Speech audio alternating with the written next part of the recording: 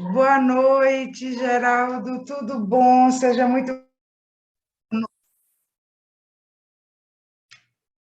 Deu uma caída aqui, mas voltou agora.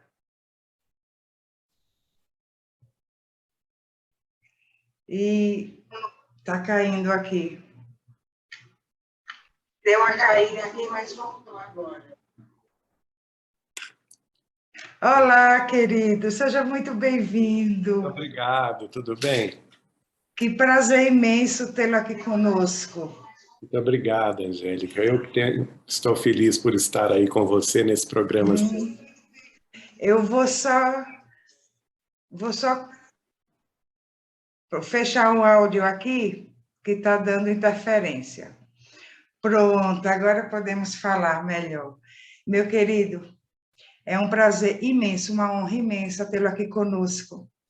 E, de antemão, antes de qualquer coisa, meus sinceros sentimentos Obrigado. pelo Luigi, tá? Muito obrigado.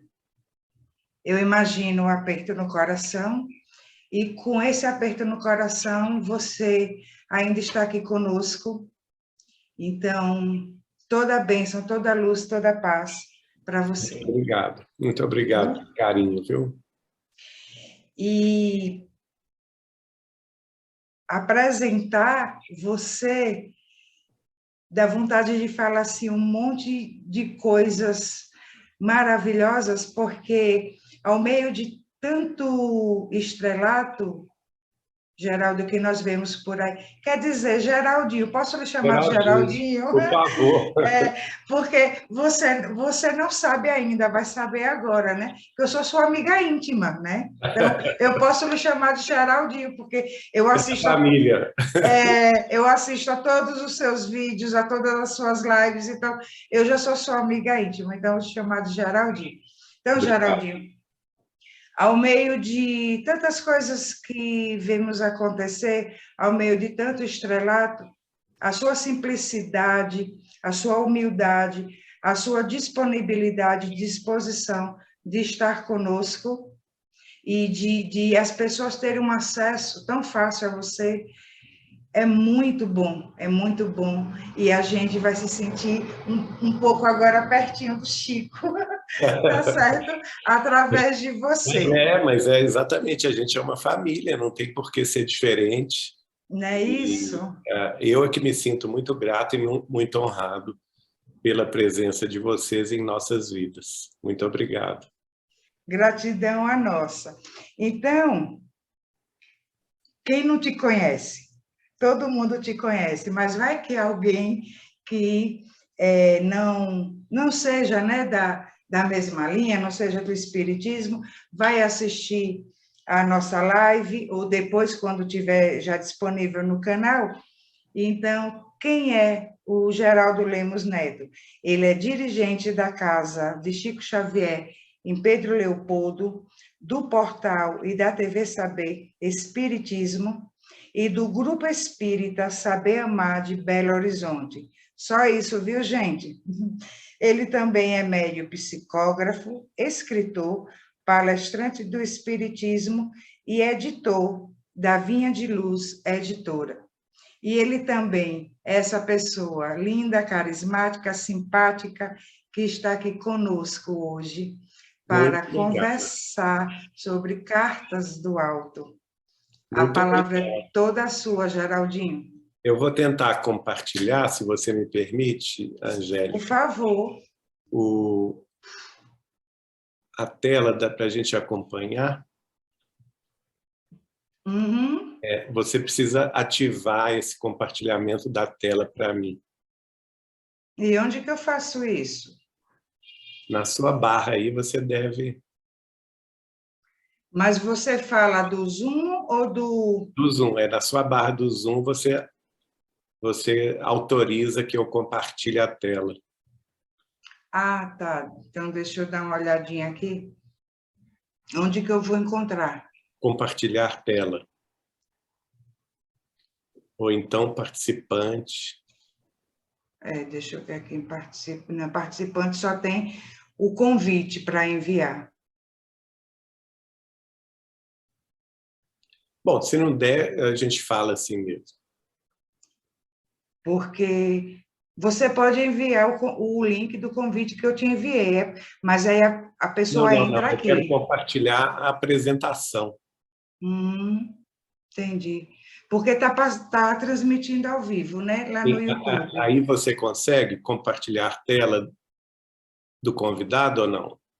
Não, daqui eu não consigo. Se tiver como, não está mostrando aqui disponível agora para mim. Tá bom. Tá bom? Então a gente faz assim mesmo. Tá bom. Aí Bom, pode assistir já direto lá no canal, que já está sendo transmitido lá. tá certo. Tá? Bom, o nosso tema, então, de hoje, podemos começar? A palavra é toda sua, por favor. Tá bom. O nosso tema é o tema Cartas do Alto, que é o título de um livro de Chico Xavier, de autoria de Espíritos Diversos, que foi organizado no Rio de Janeiro pelo nosso querido pesquisador, amigo espírita cristão, João Marcos Wegelin, ele que tem sido um grande desbravador dos arquivos históricos do espiritismo no Rio de Janeiro, pesquisando na Biblioteca Nacional, pesquisando em outras bibliotecas públicas, os arquivos históricos do Jornal Aurora, do Jornal das Moças, do Jornal das Moças, inclusive em Portugal, do Jornal de Estudos Espíritas antigos, do Reformador da Federação Espírita Brasileira, e outras publicações que surgiam na cidade do Rio de Janeiro no início do século XX, até meados do século XX, e encontrou essas maravilhas da psicografia de Chico Xavier, que tinham sido inicialmente publicadas nesses jornais. E, portanto, eles não tinham, como os jornais às vezes eram semanais, às vezes eram quinzenais, às vezes eram mensais, em fascículos, as pessoas jogavam fora, não guardavam, né?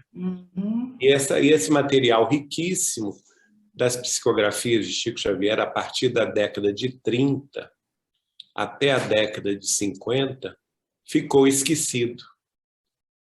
E então, o João Marcos Wegelin, a quem nós devemos essa obra, Cartas do Alto, de Chico Xavier, foi aquele que catalogou essas obras, pesquisando-as das publicações originais, tanto na Biblioteca Nacional quanto nos arquivos dos jornais espíritas ou não do Rio de Janeiro, que ele pesquisou, e nos ofereceu, naturalmente, com a autorização também das editoras desses jornais, nos ofereceu para publicação.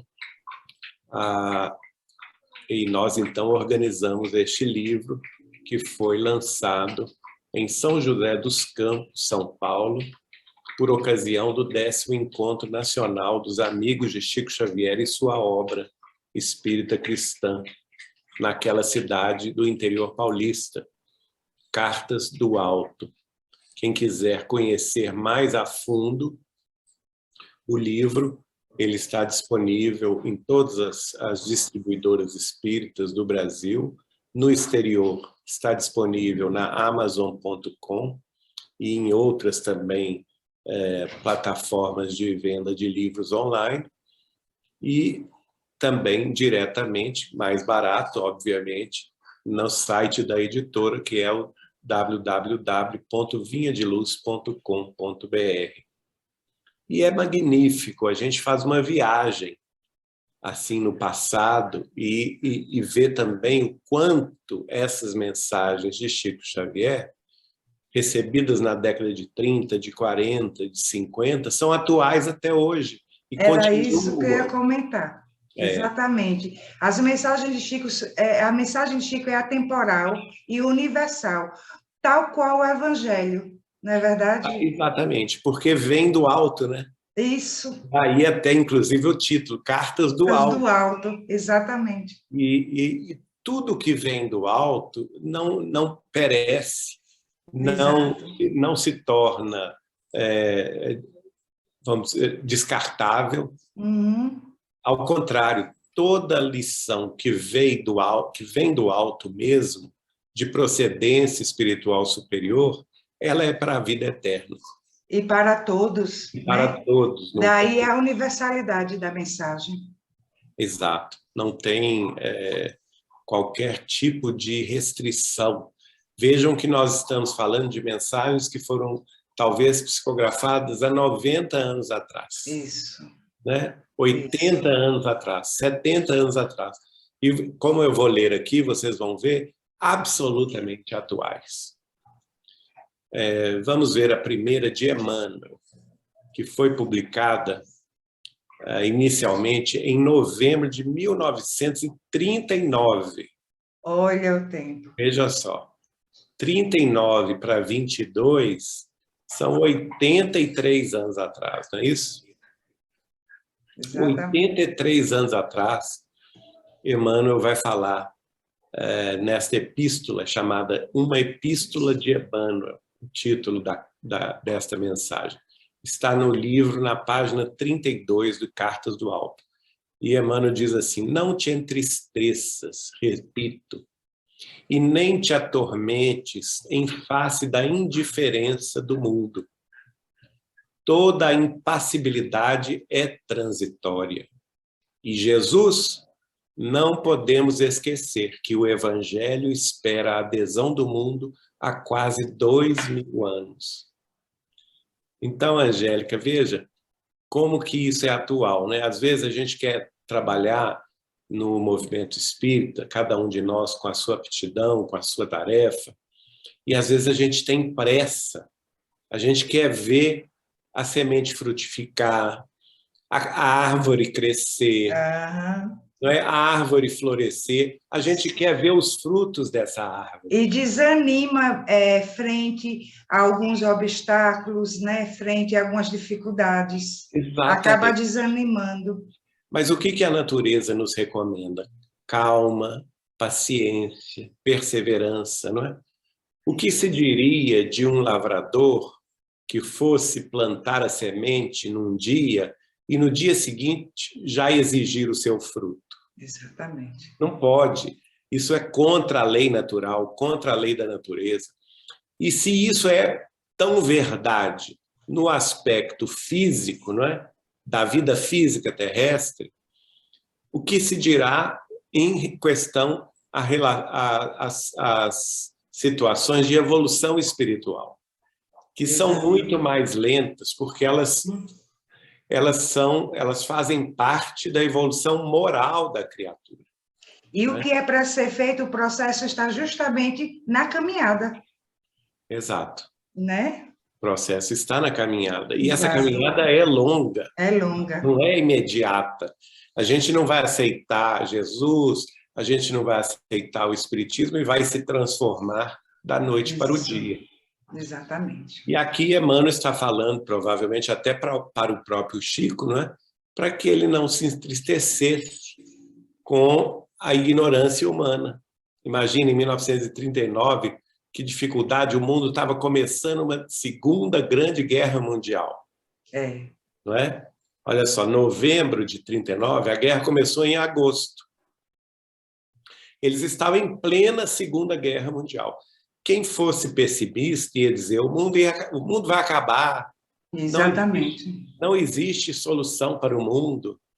E transportando aquela situação para hoje, é a mesma coisa. A mesma coisa. A pandemia, o mundo vai acabar, todo mundo vai morrer. Não, olha só o que aconteceu. Exato. A guerra acabou, a Europa se uniu, né? A humanidade se desenvolveu no campo da cultura, da inteligência, da tecnologia, houve um grande avanço até no entendimento entre as nações. Então, muita coisa ainda nos indica que vai acontecer no mundo, no futuro, para que a Terra, então, ingresse finalmente na condição de mundo regenerado. Exatamente. Já fica aqui até a lição, né, que você está transmitindo através dessa mensagem, que quando se fala do mundo de regeneração, já pegando esse gancho, né, que você trouxe, que não será um mundo perfeito, estamos no processo ainda. De jeito nenhum. Uma vez o Chico falou comigo que a regeneração da Terra vai durar 7.000 anos. 1000 anos. Ou seja, 70 séculos. A gente vai chegar no meados deste século XXI, vai ser o começo. Mais precisamente, segundo o Chico falou no programa Pinga Fogo, tem o áudio dele falando, o vídeo dele falando. Aliás, só temos o áudio, o vídeo não tem. Dele falando, ele respondendo a pergunta de um consulente no programa Pinga Fogo da TV Tupi de São Paulo, em dezembro de 1971, ou seja, 50 anos atrás, e mais um mês, e ele falou exatamente isso. Emmanuel afirma que a Terra será o mundo em regeneração ou regenerado por volta do ano 2057. Então, nós temos aí 35 anos pela frente, não é? Então, mas 35 anos voam, né, minha gente? Quem já viveu mais do que isso sabe o que eu estou falando. Voam. Exatamente. 35 anos não é nada. A Terra não vai se tornar um mundo perfeito em 35 anos. Muitas das vezes as pessoas não se apercebem disso, não é? Nós estamos acabando um ciclo de provas e expiações, e que a maioria da população ainda é materialista, ainda é voltada ao crime, à guerra, aos vícios, ao egoísmo, ao orgulho.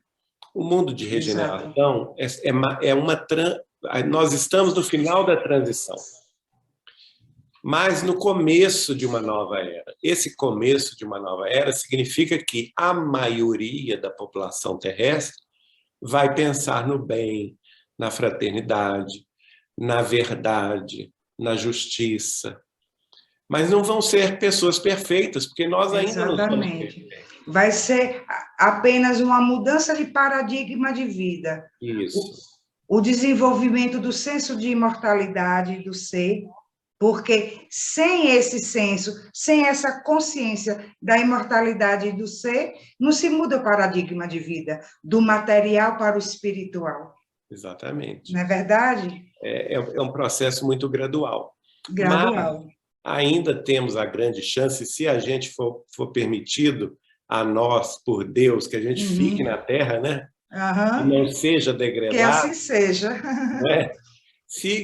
Porque Jesus falou, bem-aventurados os mansos e os pacíficos, porque herdarão a terra.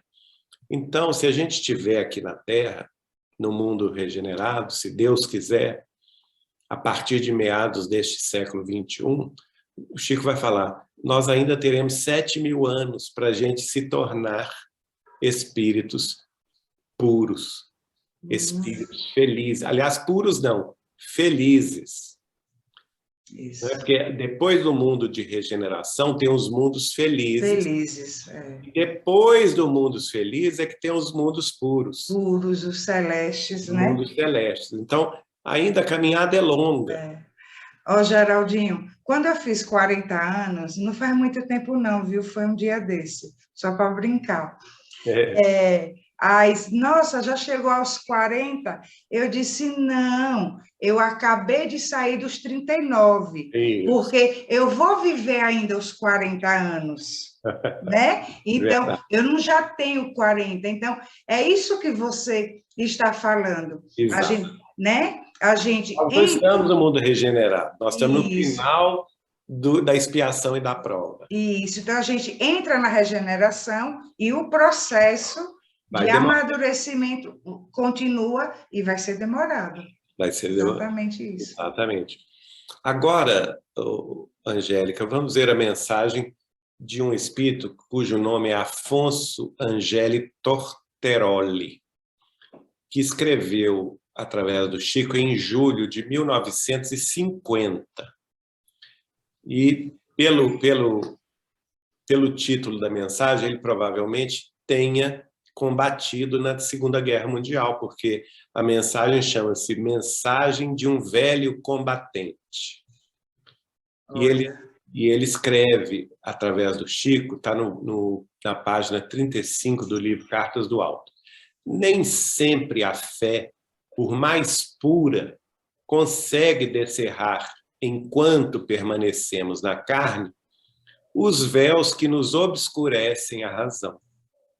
Muitas vezes, é preciso que a morte opere sobre a nossa existência a ação destruidora da tempestade. A ventania furiosa que castiga a natureza derruba muitos cárceres, libertando a vida em muitas direções. Esse é talvez o trabalho mais positivo da morte no campo isolado de uma reencarnação. Veja que perfeito e profundo. Olha, isso é uma filosofia profunda. Muito, muito. Falando a necessidade que nós temos da chamada morte. Não somente do corpo físico, mas a morte dos ciclos evolutivos, né? Exatamente. E muitas vezes ele fala aqui que nós que, por exemplo, nós espíritas cristãos que temos muita doutrina, nós temos acesso a muitos livros. Só Chico Xavier nos deixou 535 livros, né? Nós temos acesso à obra de Kardec. Kardec, se a gente contar cada ano da Revista Espírita um livro, nos deixou 33 livros. Nós temos acesso ao Evangelho de Jesus, que são vários outros livros também, não é? No Novo Testamento. Nós temos acesso à sabedoria do Velho Testamento, à sabedoria judaica. Tudo isso a gente sabe. No entanto, a gente pode dizer, eu tenho fé. Mas ele fala aqui, a fé, nem sempre a fé, por mais pura, consegue nos tirar o véu que obscurece a nossa razão espiritual. E isso nos leva, Geraldinho, até a reflexão de que há um limite em cada ciclo para a compreensão. Exatamente. E é por isso que, às vezes, a gente precisa mesmo morrer na Terra, né, para acordar no mundo espiritual e começar tudo de novo, no sentido de avançar no mundo espiritual para novos conhecimentos. Exatamente. Eu até me lembrei agora, Angélica, de uma frase que é muito comum e muito conhecida entre os cientistas, que é uma frase muito curiosa, porque você sabe, os cientistas são muito, em sua maioria, principalmente aqueles que chegam à posição dos doutores, né?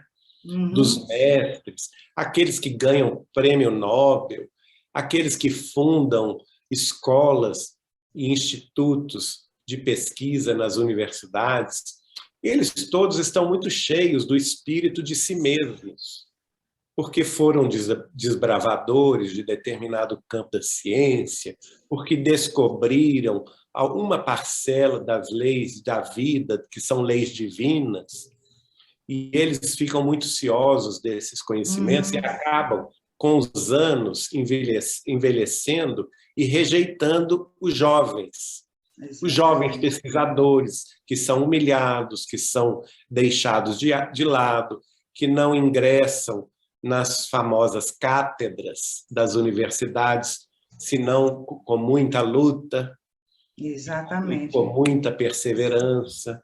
E então, por causa justamente disto, tem essa frase entre os cientistas que diz o seguinte: a ciência caminha nos funerais. Porque esses altos, vamos dizer assim, sábios da ciência, eles só deixam espaço à juventude quando eles morrem, quando eles encarnam. E aí abre espaço para que os jovens inovem, não é? Para que eles colaborem com novas visões. Assumiram uma verdade por suas próprias descobertas e então tomam posse disso, né? E não abre o leque. Ô, Geraldinho, não é muito diferente, infelizmente, de algumas casas espíritas em que o jovem ainda não tem muito acesso.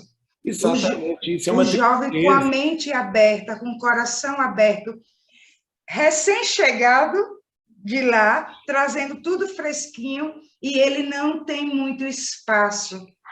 Aí até um senhor, amigo meu, brincou assim, embora ele sendo um senhor também, mas a mente aberta, ele disse, esse povo tem que morrer tudinho, tem que todo mundo morrer, para ficar a turma jovem. Exato. Né? Eu posso dar esse testemunho, porque quando eu era jovem, eu ingressei na doutrina espírita, vamos dizer assim, oficialmente, com cerca de 18 anos, e no Brasil com 19, eu fui acolhido pelos mais velhos da época, né, que eram Dona Neném e seu Peralva, na União Espírita Mineira, junto com toda a mocidade da minha época, com braços abertos. E nós tivemos espaço na União Espírita Mineira, na Mocidade Espírita Precursor, nas tarefas assistenciais desenvolvidas pela casa, como, por exemplo, a Cantina Francisco de Assis, nas tarefas, inclusive, da diretoria, porque eu e o nosso companheiro Mauro Venceslau, chamado Marinho, nós éramos da Mocidade e nós ingressamos na diretoria da União Espírita Mineira com muita pouca idade. Quer dizer, tanto a Dona Neném quanto o seu Peralva tinham essa cabeça aberta de permitir que nós trabalhássemos.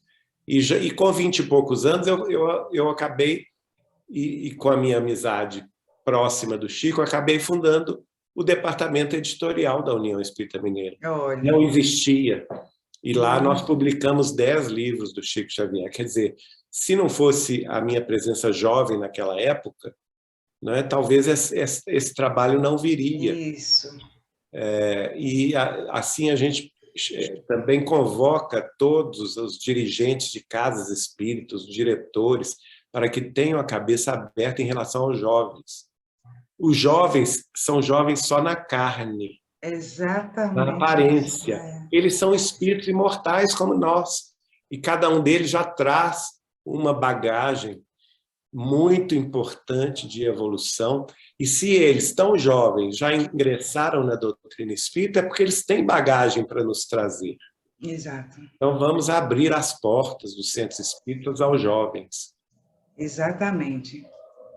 Agora, Angélica, tem uma visão, aliás, tem uma mensagem de Emmanuel que o título é Visão, e ela foi recebida pelo Chico em janeiro de 1953.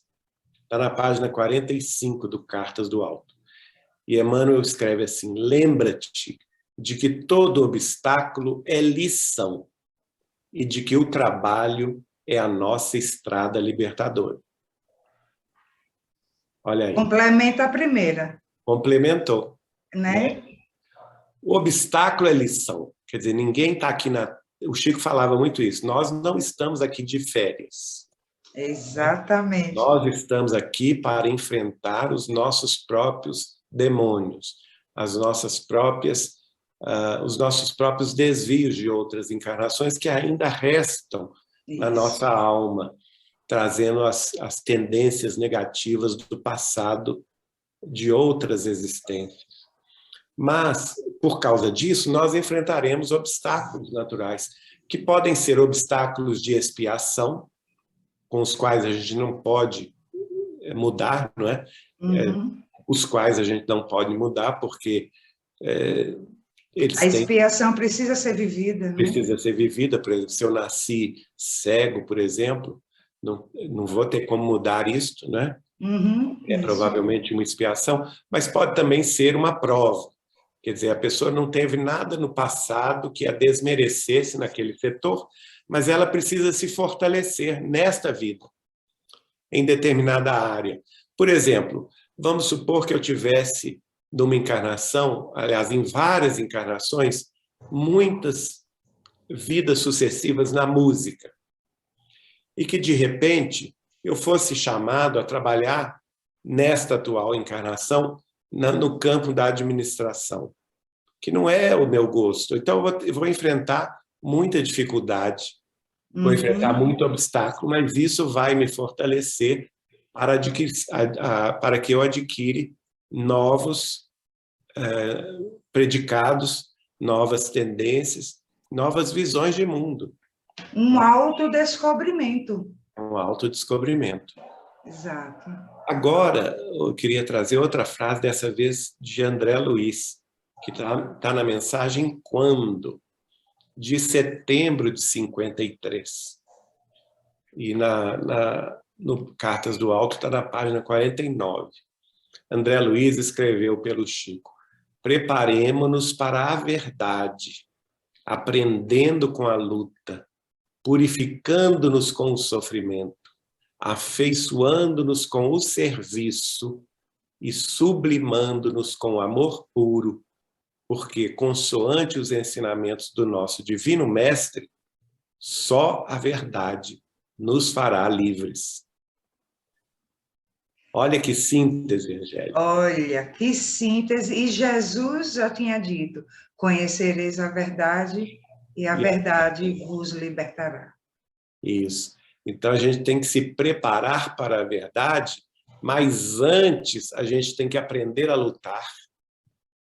A gente tem que se purificar no sofrimento, sim, porque o sofrimento, as nossas lágrimas do hoje, estão lavando a nossa alma devedora do passado. Porque ninguém está aqui como coitadinho, não. Exatamente. Todo mundo tem uma razão para viver o sofrimento. Ninguém é vítima aqui. Ninguém é vítima. Não existe vitimismo em doutrina espírita. Exato. O que existe, ao contrário, é misericórdia. O Chico falava conosco assim: o Instituto Universal da Misericórdia Divina, que nos permite ir saldando os nossos débitos a pouco e pouco, em prestações suaves, não é? Então, a gente tem que se purificar no sofrimento. Mas isso também não basta. Não basta sofrer, não basta lutar. É preciso servir. Espiritismo sem serviço não é espiritismo. Exatamente. Espiritismo tem que se afeiçoar, o espírita verdadeiro tem que se afeiçoar ao serviço desinteressado e puro em favor dos outros. Geraldinho, tem uma frase de Emmanuel que eu já citei várias vezes no nosso grupo de estudo, em algumas apresentações, que diz assim: experimenta substituir os instantes de queixa por serviço ao próximo e observa os resultados. Exatamente. É o serviço. Você se esquece dos seus problemas, das suas próprias mágoas, dos seus obstáculos íntimos, ou mesmo familiares, ou mesmo profissionais, e vendo a dor do outro, que de ordinário é maior do que a nossa, né? Exato. Nós acabamos nos consolando e agradecendo a Deus que nós sofremos pouco. Essa é a grande verdade. É verdade. O serviço ao próximo mais sofredor do que nós, ele tem esse condão de nos fazer a caridade, de enxergar a nossa própria pequenez. Exatamente. Olha, tem uma outra frase, se você me permite essa colocação, é atribuída a Sócrates, mas eu não tenho certeza se foi ele mesmo que disse isso, que diz assim: se pegasse todos os infortúnios do mundo, todas as pessoas, e dividisse por partes iguais, cada um iria ficar imensamente satisfeito se tivesse só o seu de volta. Exatamente. Muito boa essa. Né? De fato. Mas André Luiz continua escrevendo pelo Chico, que essa mensagem eu acho fantástica. E ele escreveu assim: cada qual de nós permanece no setor de luta que lhe foi atribuído pela eterna sabedoria. Olha aí o que você acabou de falar, não é? Nós estamos sob a eterna sabedoria de Deus. Isso. E devemos, antes de tudo, cultuar o respeito à tarefa dos nossos associados de ideal. Porque, às vezes, a gente quer criticar o outro sem estar na pele do outro. Então, cada um de nós tem uma tarefa. A uma pessoa é dada a tarefa de ser médium de psicofonia, de receber os espíritos pela voz. de trabalhar na desobsessão. A outro é dada a tarefa de ser médium de psicografia e receber as psicografias escritas do mundo espiritual. Mas há outros que vão dar passes, há outros que vão aconselhar nos atendimentos fraternos, há outros que têm aptidão pelo trabalho mais direto de fazer a sopa dos pobres, de distribuir o pão com manteiga, o leite, não é? De organizar, outros têm a aptidão de organizar uma tarefa assistencial, né, na distribuição de recursos, na distribuição de benesses aos que mais sofrem. Já outros têm mais facilidade junto à limpeza das atividades do centro, né, os serviços gerais. Então, cada um está no seu quadrado, vamos dizer assim. Então, vamos respeitar a tarefa. Não podemos diminuir ninguém. E também não temos o direito de ficar criticando a tarefa do outro, porque ela não é nossa. Nós não sabemos as lutas que a pessoa enfrenta para levar adiante aquela tarefa, seja na psicografia, seja na psicofonia, seja dando palestra, seja limpando o centro espírita, né, fazendo serviços gerais no centro espírita, seja trabalhando com a infância e com a juventude, nas evangelizações infantis, ou até nos grupos de culto do Evangelho no lar.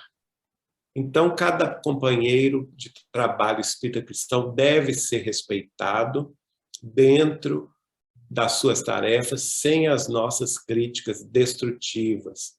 E André Luiz prossegue dizendo, sem interferências descabidas no esforço a ser realizado individualmente por nós todos, nas linhas de ação renovadora que nos reúne os braços e os pensamentos, as esperanças e os corações. Contudo, tanto quanto nos seja possível, aí já é Emmanuel falando, auxiliemo-nos uns aos outros para que a obra da unificação dos espíritas do Brasil não periclite por nossa causa.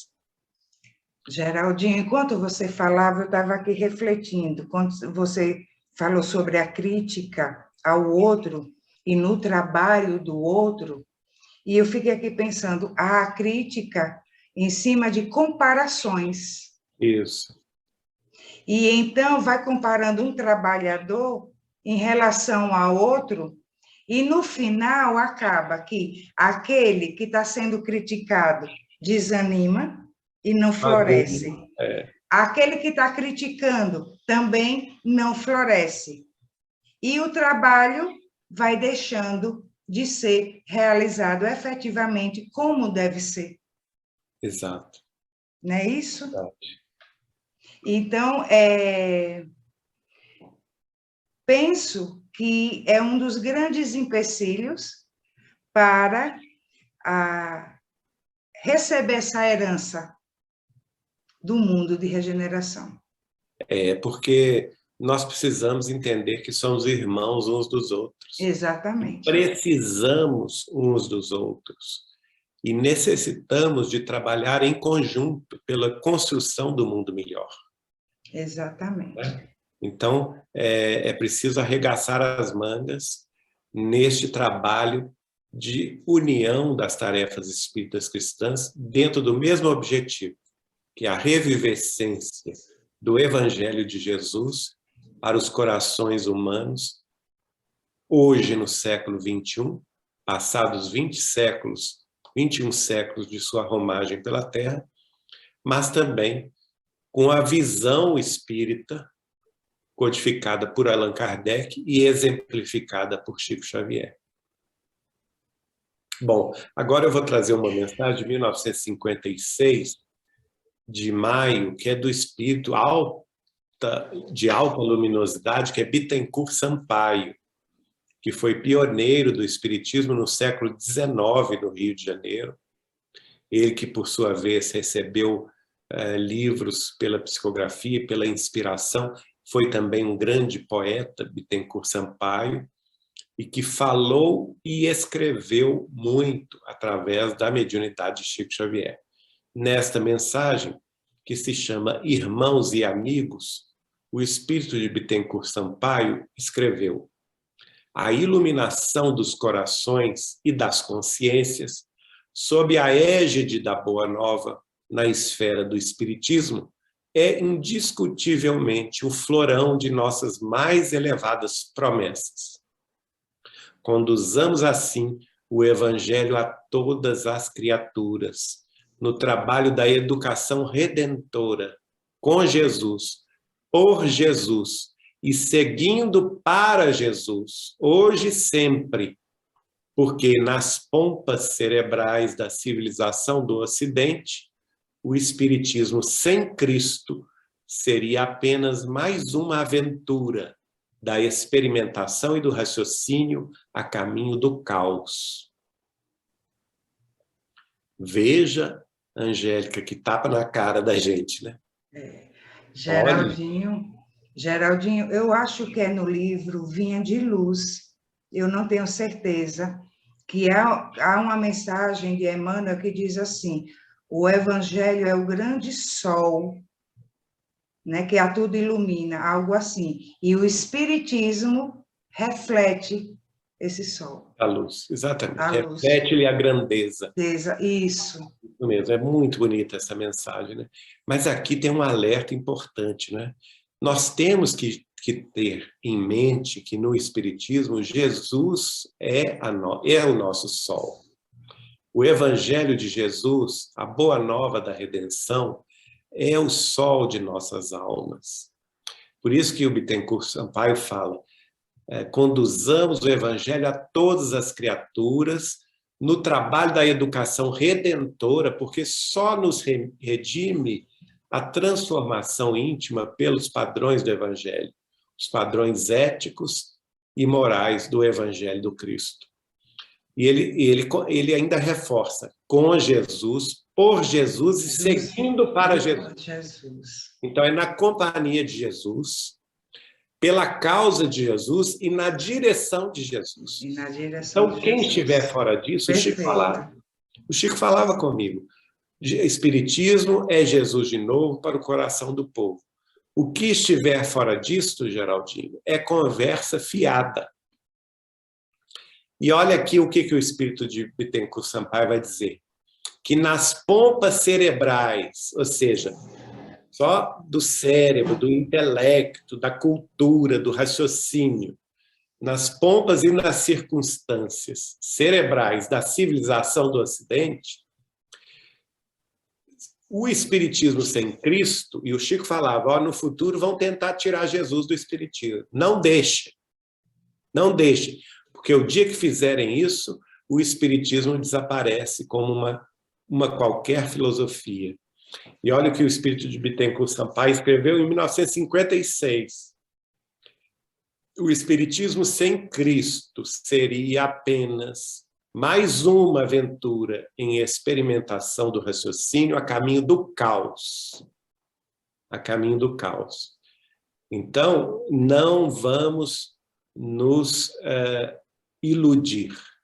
Espiritismo é, sim, Jesus de novo para o coração do povo. Geraldinho, e eu já vi tentarem tirar Jesus do Espiritismo. Eu também já. Eu presenciei isso. Eu também já. Aquilo que o Chico falava conosco, não somente a mim, ao Bacelli, a todos os amigos, né? Naquela época, a gente achava até impossível, não pode, isso não vai acontecer. Hoje a gente está vendo.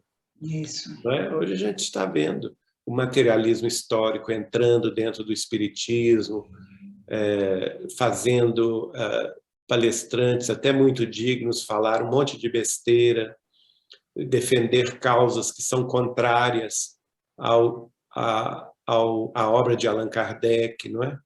Então, existe um movimento também que começou, não no Brasil, mas começou nas nações de língua espanhola na América, que desde o princípio ele tem essa função, esse objetivo de tirar o aspecto religioso do espiritismo E isso é um engano muito grande.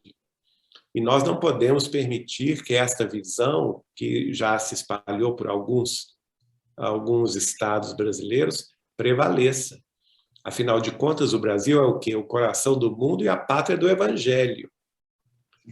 É escolhido por Jesus em nome de Deus. Então, nós temos que seguir a Deus e a Jesus e deixar as filosofias do mundo, as filosofias materialistas, de lado, porque elas nos levarão certamente ao caos, como previu aqui Bittencourt Sampaio. Exatamente. Eu já comentei uma vez com as pessoas, numa rodinha de conversa assim, e a gente falando sobre Jesus, e estava havendo um tom, né, meio irônico, um tom de crítica em relação a Jesus, e que já vieram outros mestres, e que isso e aquilo. E eu falando que a mensagem de Jesus é universal, que Jesus, como o Espírito Ramatiz diz, né, o Evangelho é o maior código moral que existe, porque ele reúne todas as leis universais. É tanto que tem um livro dele, o Evangelho à luz do cosmo, por ser universal, por ser direto de Deus, é divino.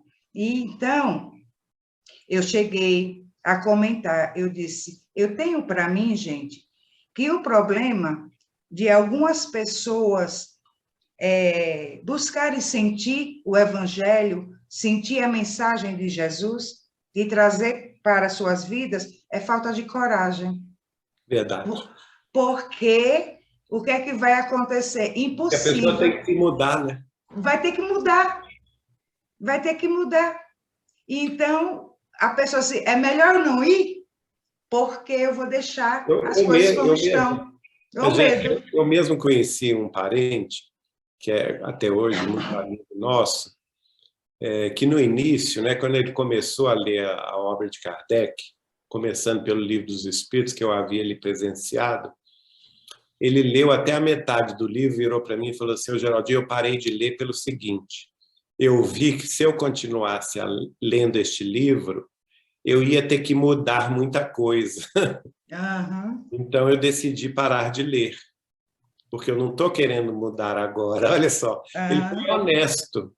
Foi honesto. Foi muito honesto. Né? Mas eu sabia que ele ia voltar, né? E aí, hoje em dia, ele é entusiasta da obra de Kardec, do Chico, faz grupo de estudo pela internet, na sua própria casa, sabe? E continua legal, né? conversando conosco. Quer dizer, ele deu esse passo além em algum momento. A gente também tem que esperar, não é? O momento que vai se permitir, né? E exatamente. Quando não é assim consciente, como aconteceu com ele, as pessoas usam aquele mecanismo da autossabotagem, né? Eu não posso. Isso. Eu não... O Chico falava isso. Eu não tenho tempo. O chamado desculpismo na tarefa. E tem a pessoa que chega e fala assim, eu não tenho elevação espiritual para fazer esse trabalho que vocês fazem. Isso. Quem sou eu? Eu sou uma pessoa tão sem espiritualidade que eu não posso trabalhar. Né? Eu não tenho condições. Não, isso é desculpismo, viu, gente? Porque, em primeiro lugar, Jesus não convoca para o seu rebanho, para o seu trabalho, espíritos perfeitos. Porque se ele tivesse que convocar espírito perfeito, ele não teria descido da terra. Ele teria convocado eles lá no alto do além, do mais acima. No entanto, ele se fez homem, se fez humano há 2000 anos e saiu à busca de servidores, pessoas comuns do povo. Os seus discípulos eram pessoas comuns, cheias de erros, cheias de defeitos, cheias de vícios, mas que depois se transformaram quando conviveram com Jesus. Veja que um dos livros mais lindos que eu acho da literatura espírita é o Boa Nova, de Chico Xavier, pelo espírito de Humberto de Campos, que trouxe os anais da espiritualidade acerca do trabalho mesmo desses servidores, discípulos, que se tornaram depois apóstolos. E veja o quanto que eles mudaram. Eles Uhum. eram pessoas humanas comuns, mas se converteram em apóstolos do Cristo. E dois grandes exemplos, então, tiveram um salto muito maior que a Maria de Magdala, que era dominada por espíritos da sensualidade mais baixa e que se tornou uma missionária que amparou os leprosos. E Saulo de Tarso, que era um perseguidor, Isso. impiedoso, criminoso, não é? E que eu digo assim, que Jesus falou para ele, é agressivo, é você exatamente quem eu quero, porque você vai transformar essa agressividade em trabalho e o meu evangelho será como uma luz aos quatro cantos do mundo. Exatamente. Né? Então, tudo isso é muito importante, né? Porque a transformação é isso, né, Geraldinho? Da gente pegar aquilo que a gente chama de defeito e encontrar a luz daquele defeito. Por exemplo, a inveja, né? Qual o lado luz da inveja? A capacidade de realização. Que a inveja só está dizendo isso, que você é capaz.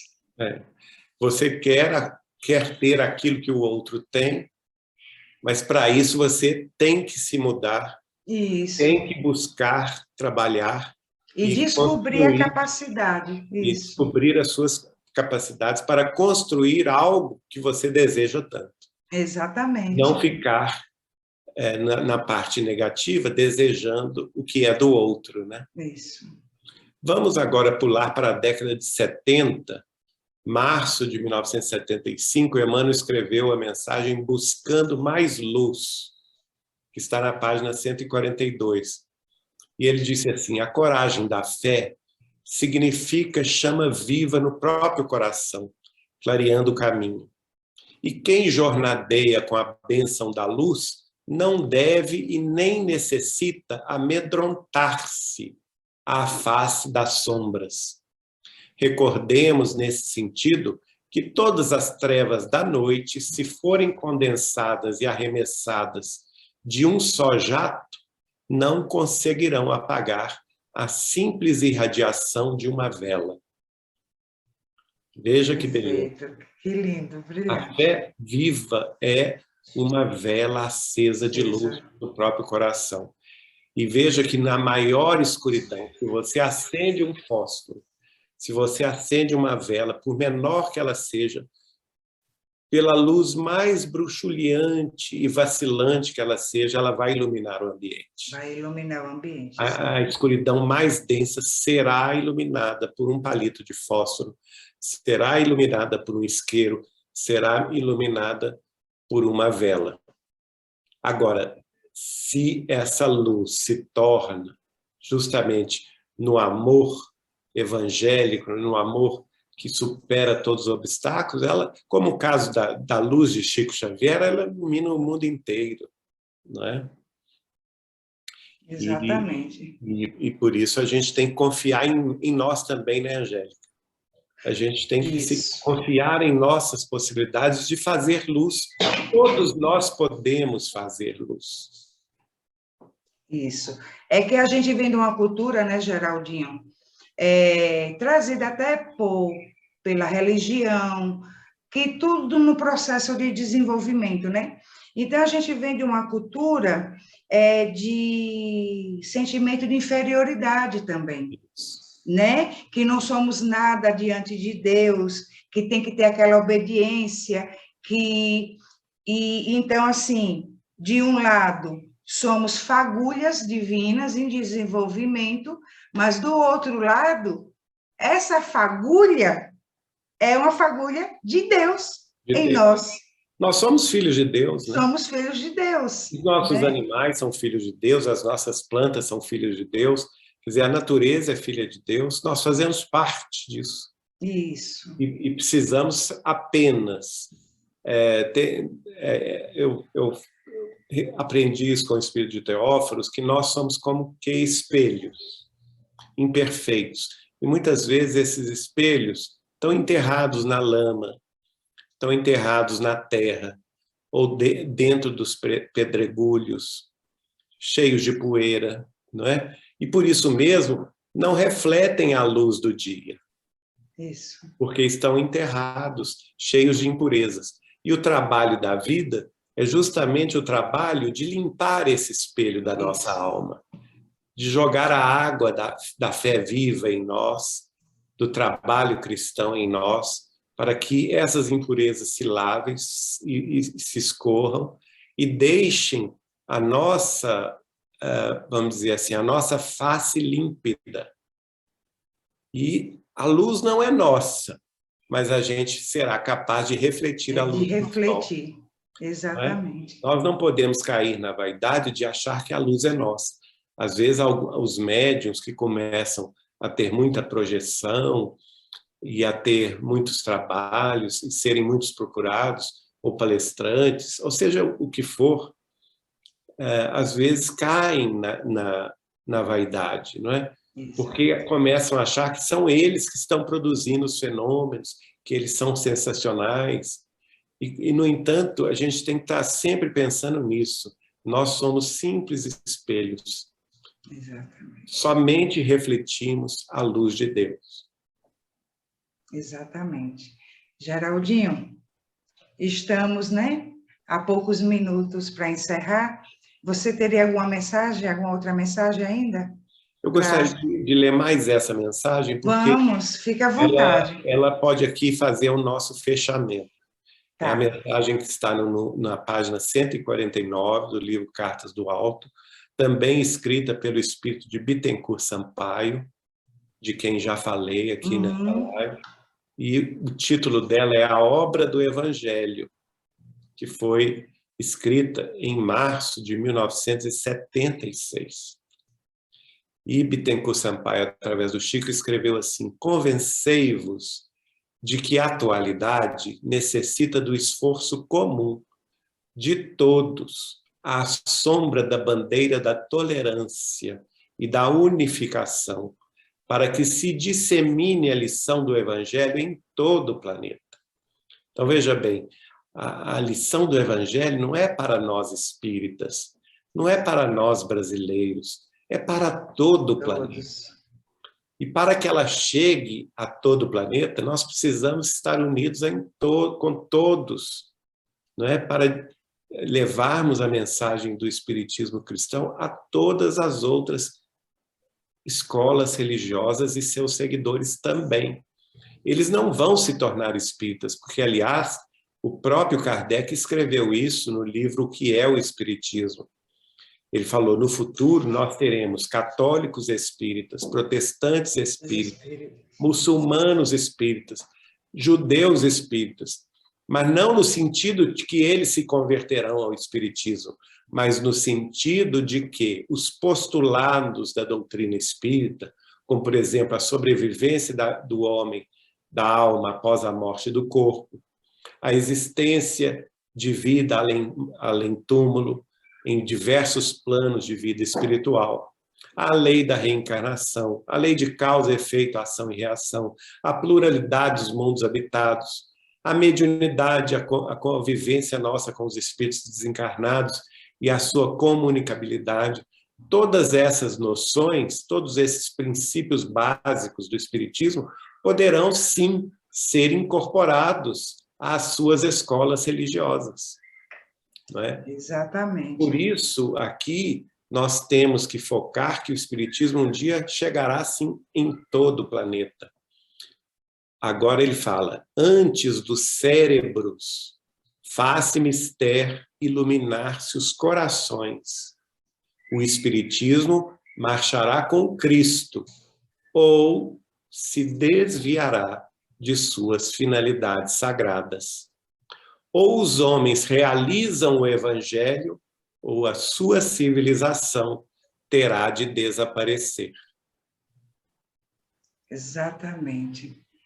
Ou seja, se o Espiritismo traz as leis universais e a autorresponsabilidade para que passemos a agir com a consciência, né, do conhecimento dessas leis, o do porvir, o do antes e o do porvir, e o Evangelho sendo a mensagem universal. Sem o Evangelho, qualquer conceito, qualquer ensinamento espírita se perderá. Se perderá, porque o pilar é a mensagem universal do Evangelho. O que vem de cima é o Evangelho de Jesus. Né? Nós sabemos que a doutrina espírita é um triângulo. O que está na Terra é trabalho dos homens, que é a filosofia e a ciência. A filosofia espírita, que é essa que indaga a nossa vida, o que eu estou fazendo aqui, de onde eu vim, não é? Como sou um espírito imortal, de onde eu vim? Tive várias existências pregressas, para onde eu vou a partir daqui? Quem são meus familiares? Que espíritos são esses que estão à minha volta? Espíritos afins e espíritos desafins, não é? Exatamente. Qual que é a minha tarefa profissional? Por que eu luto tanto? Por que eu tenho doenças no corpo físico? Qual será meu futuro? Isso é filosofia espírita. E a ciência espírita é a ciência que revela o mundo espiritual, que revela a mediunidade, que nos faz conhecer o contato com os espíritos desencarnados, que nos faz desfrutar da sua presença, recebendo-lhes também a proteção, e também que nos faz entender o problema das obsessões e como vamos nos fazer como irmãos daqueles que hoje nos perseguem no mundo espiritual, né? E a ciência espírita também vai revelar outras belezas no campo, por exemplo, da pluralidade dos mundos habitados, da reencarnação, né? Mas isso tudo é trabalho dos homens. E como trabalho dos homens, ele se modifica de século a século. A ciência e a filosofia de um século é superada pela ciência e pela filosofia do outro século seguinte, e assim sucessivamente. Mas a única coisa que não se supera é o que vem de cima. O que vem de cima. E isto que vem de cima é, segundo Chico Xavier, e numa entrevista que ele me deu, que está no livro Chico Xavier, Mandato de Amor, ele fala: é o aspecto mais importante da doutrina espírita, é o aspecto da religião espírita. Porque todos nós, seres humanos, somos seres com alto grau de periculosidade. E a única força no mundo capaz de domar a nossa periculosidade chama-se religião, seja ela qual seja. Mas no nosso caso espírita, é a religião espírita que nos dá o centro moral e ético, não é? Os próprios espíritos falaram com Kardec: o nosso guia e modelo é Jesus. O Evangelho de Jesus é o caminho da verdade e da vida. Então, é por ele que nós temos que seguir. Geraldinho, para a gente encerrar, e já que, dado o momento, se falou da transição planetária, né, desse finalzinho de mundo de provas e expiações, e por ter convivido com Chico, por ter tido essa oportunidade maravilhosa, só para deixar a gente assim, né, com invejinha branca. Existe inveja branca? Acho que não existe, não, né? Mas, assim, estar com você, como falei lá no comecinho, né? Estar com você faz a gente se sentir pertinho de Chico. E já que falamos nisso, nessa mudança de ciclo, de mundo de provas e expiações para mundo de regeneração, conhecendo Chico, como você conheceu? Se ele tivesse aqui hoje, encarnado, porque em espírito está, mas se ele tivesse aqui encarnado hoje, diante desse cenário mundial, político, financeiro, social, e aí vem pandemia, diante de tudo isso que está acontecendo, o que ele diria para a gente? Olha, ele diria o que eu ouvi dele várias vezes. Porque, gente, crise não é prerrogativa da atualidade, não. Eu que já estou chegando nos 60 anos, nós já vivemos várias crises. Esse ano eu completo 60 anos, em abril. Então, eu já vivi várias crises. Crise econômica, crise social, crise política, crise sanitária, como essa que nós estamos vivendo, da pandemia, que já aconteceram várias vezes em outras partes do mundo, não com a intensidade como foi desta vez, não é? Mas eu vi e assisti isso várias vezes, as pessoas chegando em Uberaba, na casa do Chico, e falando com ele do pessimismo que elas traziam, que o mundo estava acabando, que a situação estava muito ruim, que nós estávamos rumando para o caos. E a palavra do Chico era exatamente oposta. E ele falava, gente, vocês não estão vendo, vocês não sabem o que é dificuldade. Se vocês tivessem vivido a minha meninice em Pedro Leopoldo, não é?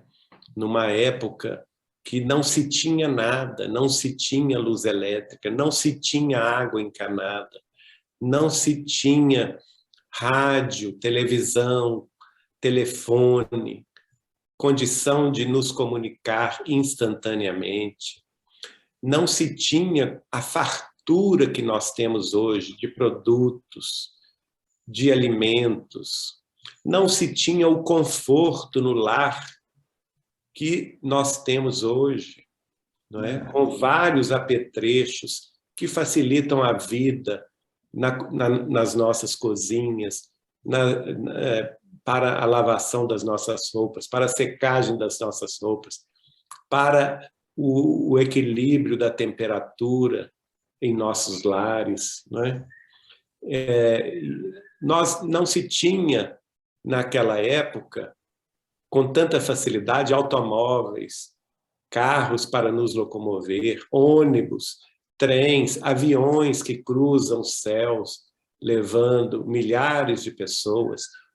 Eu, para sair de Pedro Leopoldo e ir a Belo Horizonte, que dista apenas 50 quilômetros, a viagem durava 2 horas de trem de ferro. E hoje nós temos uma autoestrada que com menos de 30 minutos nós chegamos, né? 30, 40 minutos, se não tiver trânsito, nós chegamos a Belo Horizonte. Então, minha família, ele falava, minha família passou fome. Numa época, eu tinha eu era o único arrimo da minha família, eu tinha que trabalhar 13 empregos para sustentar 17 bocas, porque o meu pai estava doente, meus irmãos casados com as suas mulheres e minhas irmãs casadas com seus maridos estavam desempregados na época da Grande Depressão dos anos 30, que foi uma grande depressão mundial, muitas vezes pior do que essa que nós vivemos rapidamente com o problema da coronavírus, né? Foi uma verdadeira depressão que começou com a quebra da Bolsa de Nova York em 1929 e que seguiu nos anos 30 até estourar a Segunda Grande Guerra Mundial, que ainda durou mais 6 anos e destruiu a Europa inteira, destruiu a Ásia. Veja bem, não é? Numa época de sombras e de trevas muitas vezes pior do que hoje estamos vivendo. Então, ele iria falar isso tudo conosco de novo e falar conosco. Deem graças a Deus pelas bênçãos que nós já temos agora, passando agora para o século XXI, com as maravilhas que nós já desfrutamos. Por exemplo, nós estamos falando aqui online, né? Cidades diferentes, você aí em São José do Rio Preto, né? E eu aqui em Belo Horizonte, outros amigos nos ouvindo, talvez do mundo inteiro, online, vendo as nossas caras, né, instantaneamente, né? Então vamos agradecer as múltiplas bênçãos que temos hoje, em pleno século XXI, no raiar do ano 2022, porque nós temos mais que agradecer do que o que lamentar. E agradecendo, paremos de brigar uns com os outros. Isso. Que vejamos no outro o nosso irmão. Exatamente. Né? Geraldinho, muito obrigada por sua presença aqui conosco. Foi um prazer imenso, um dia que vai ficar para sempre na lembrança e na internet, né? Muito obrigado, querido. O pessoal lá no mundo de regeneração, né? Vai assistir. Olha, gente, vocês que estão aí no futuro, tá? Hoje é dia 20 de janeiro de 2022, e estivemos aqui com essa grande figura do Espiritismo, esse grande nome do Espiritismo. Só o irmão do caminho, nada mais que isso. Gratidão imensa. Que Deus te abençoe, abençoe o seu trabalho, a sua caminhada, força, coragem para continuar seguindo e trazendo esse Chico, que muitos ainda não conheciam o Chico que você traz para a gente. Continue trazendo para a gente, para que a gente possa nos sentirmos um pouquinho perto dele. Obrigado, Angélica. Um beijo no coração. Beijo para você, meu bem. Um abraço. Deus te abençoe. Obrigado. Boa noite. Boa noite.